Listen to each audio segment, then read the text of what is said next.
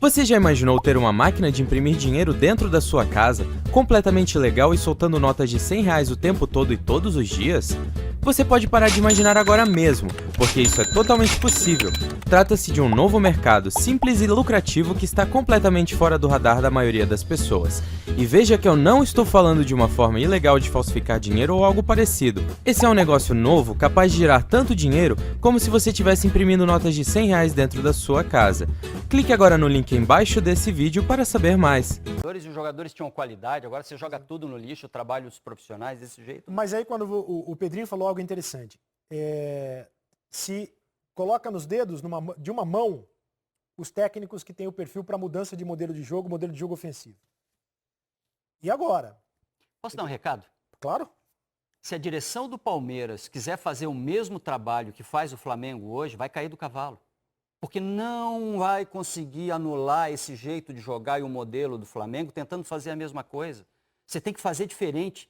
Você tem que pensar, tem outras ideias de jogo, você tem que pensar em anular essas ideias do Flamengo e buscar alguma coisa. O Real Madrid só suplantou o Barcelona porque jogou em espaço, enquanto o Barcelona tinha a bola. Porque tinha jogadores de explosão, velocidade, saída de um Cristiano Ronaldo, de jogadores com explosão. Não faz igual, busca diferente. Eu acho que assim, ele não tem que copiar o Flamengo. Ele tem que entender o que é o Palmeiras como identidade. Uhum. Se a gente for pensar em todos os times do Palmeiras, como é que era o Palmeiras? Academia. Time que joga, os times qualidade. do Vanderlei, times Exatamente. ofensivos. Então a identidade do Palmeiras é essa. E aí eu vou buscar um perfil de treinador que tem uma identidade ofensiva. E nisso no Brasil, cabe em uma das mãos. Você colocaria o Vanderlei Luxemburgo nessa mão aí? O Vanderlei, ele me surpreendeu. Ele não tem material humano, né, no Vasco, mas ele fez um trabalho excepcional. Eu acho que ele busca isso. Porque ele tem um histórico Ele de tem times um ofensivos. histórico de time ofensivo. Ele está com um staff muito bom do seu lado. Nesse momento, eu não colocaria nessa palma da minha mão de jogadores, de treinadores nesse momento ofensivos. Mas é um treinador que tem moral e foi o melhor treinador que eu tive. Uhum. Taticamente, tecnicamente, foi o que mais me ensinou. Então, mas hoje, vendo, até porque o parâmetro do Vanderlei hoje foi diferente, ele tinha que tirar um time da zona de rebaixamento, então a estratégia era diferente. Mas hoje cabe 5 e foram os 5 que eu falei, na minha mão. A mão do Pedrinho tem 5 dedos, a minha tem um só. No mercado brasileiro hoje, o Palmeiras só tem Jorge Sampaoli se ele quiser fazer alguma coisa diferente. Que não vai ficar no Santos, mas o que se fala é que o Racing da Argentina já tem tudo encaminhado e acertado. Já tem encaminhado. Mas para o Palmeiras estar acelerando isso, talvez pode ter brecha. Alguma carta na manga ele tenha para poder negociar com o Sampaoli, se for esse o caso, negociar com o Sampaoli sem ter o Mano sentado no banco para não acharem que isso é deselegante, que o Palmeiras está fazendo pelas costas do Mano, do treinador ou da comissão técnica, alguma coisa.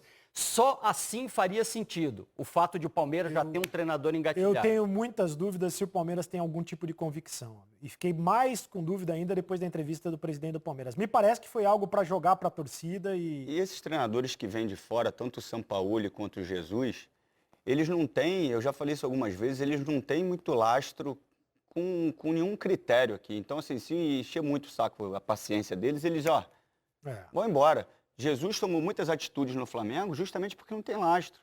Nem com o torcedor, nem com o jogador, nem diretoria. Não tem a cultura do lugar. Não tem, pô. Por exemplo, o Cuejara era o querido da torcida. Ele chegou no treinamento, viu que era melhor para ele o Arão, que era o patinho feio, ele botou o Arão e não quis saber se a torcida ia ficar aborrecida com ele. E muitas vezes a atitude do treinador aqui é agradar o torcedor. Não vou tirar o Cuejá porque é o queridinho da torcida. Então, assim, Sampaoli, se ele não tiver segurança que ele vai ter o tempo para trabalhar, igual ele está sofrendo por questões administrativas no Santos, ele não vai ficar no Brasil, ele vai para o Racing e vai para outro lugar.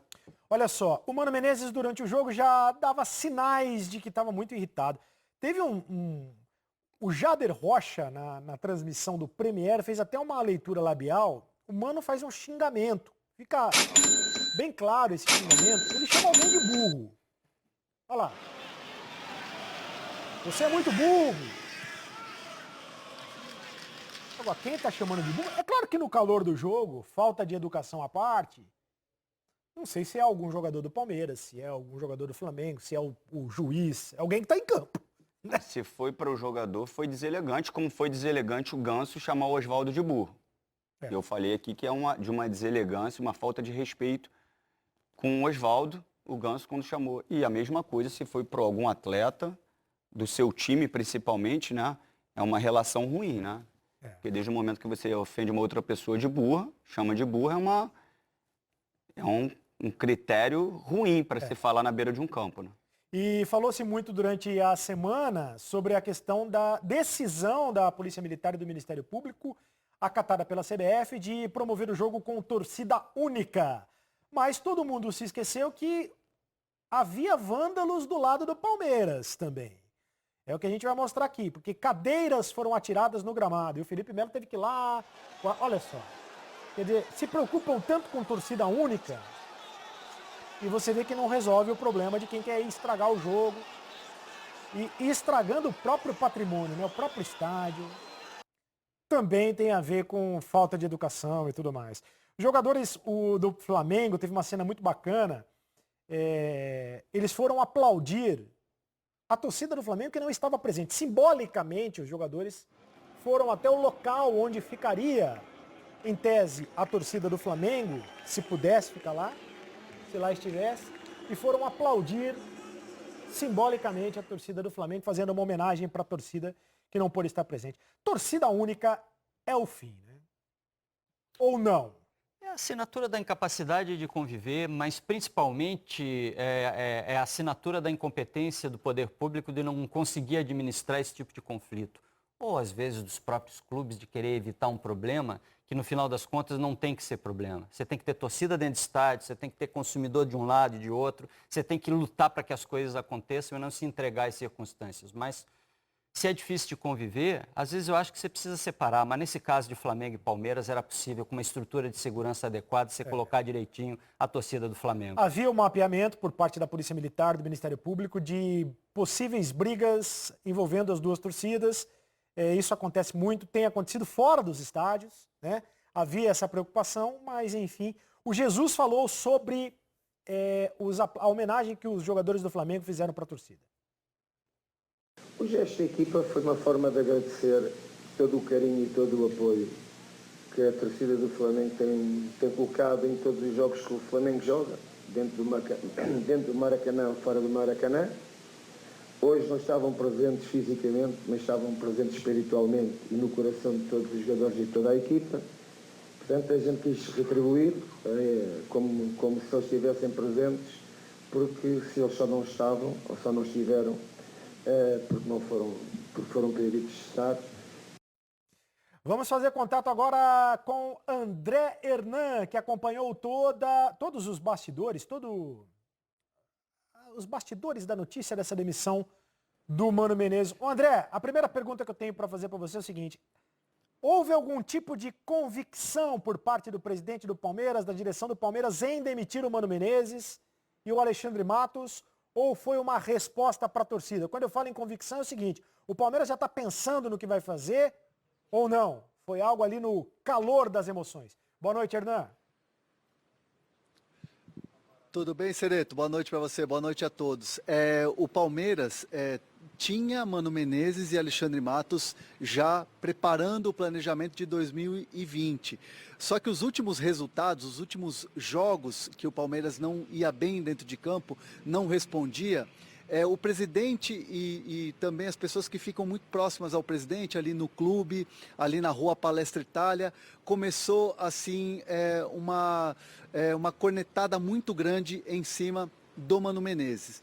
Ele já chegou cheio de desconfiança, porque o que se falava à época que era mais do mesmo em relação ao Felipão dentro de campo. Só que o Mano engatou uma sequência de jogos e essa corneta, né, deu uma segurada. Só que aí nos últimos jogos o time não respondia, começou a aquecer o negócio, voltou a ficar muito forte o bastidor político, principalmente, pedindo a saída do Mano Menezes, que tem essa ligação com o Corinthians, e assim, o presidente, quem está próximo ao presidente, pediu sempre, desde a saída do Felipão, um time para frente, um Palmeiras que jogasse de uma maneira completamente diferente. Claro, todos miram o Flamengo, o jeito que está jogando, as conquistas que teve, então não só o torcedor do Palmeiras, mas também o ambiente dentro do clube foi muito para esse sentido.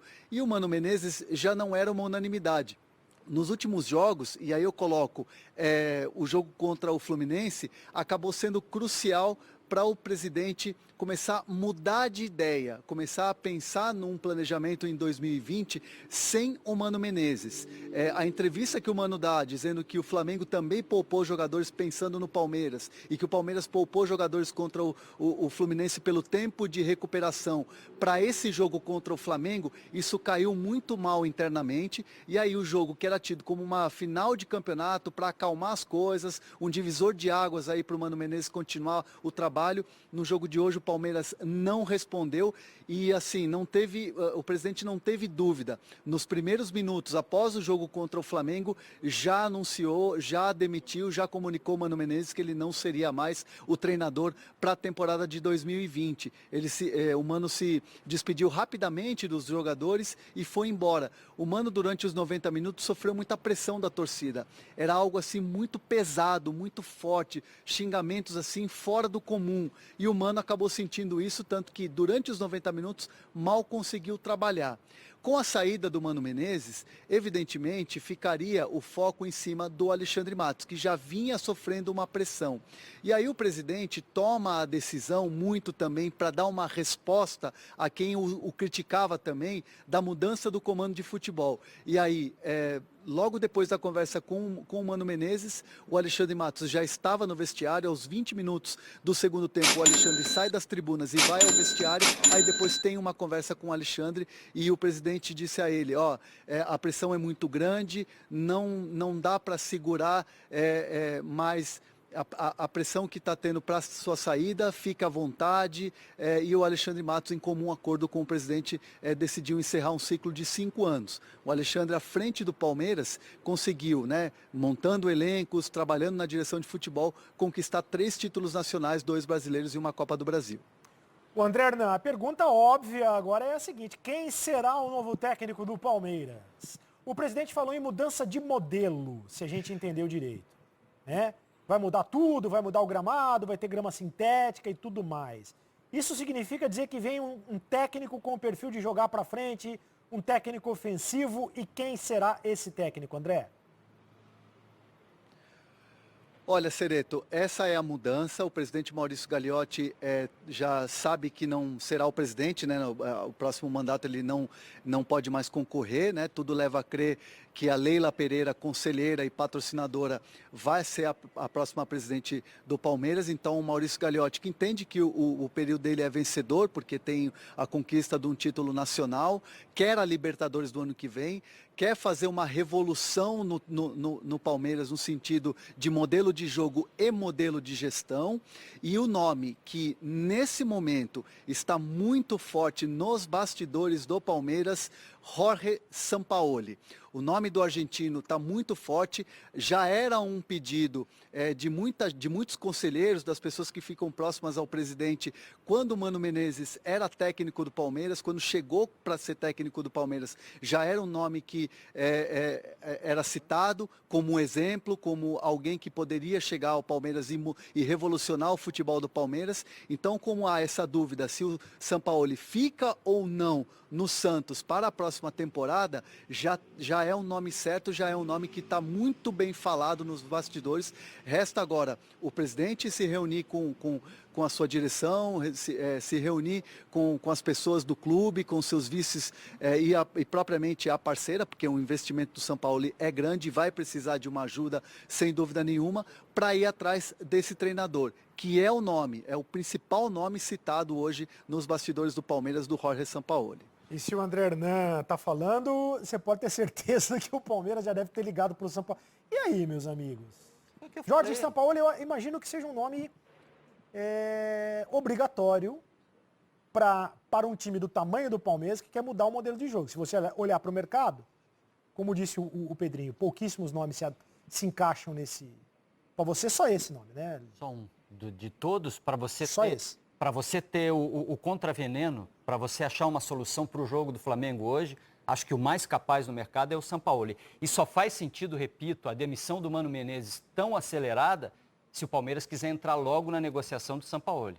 publicamente, para entrar com realmente proposta para brigar logo com o Racing, porque o Racing já está com tudo praticamente fechado. Só aí faz sentido. O São Paulo já deixou muito claro nas entrevistas que deu. Pessoal, há 6 anos atrás eu ganhava mais ou menos R$1.000 por mês trabalhando no emprego tradicional. Hoje eu consigo faturar mais R$100.000 por mês trabalhando em casa e pela internet. Mas como que eu faço isso? Eu criei um robô no Facebook que faz vendas para mim todos os dias praticamente no piloto automático. Você precisa configurar ele apenas uma vez e depois ele faz tudo sozinho para você. Você quer aprender como que você também pode ter o seu robô? Então clica no link na descrição desse vídeo que eu vou te ensinar exatamente como que você vai fazer isso.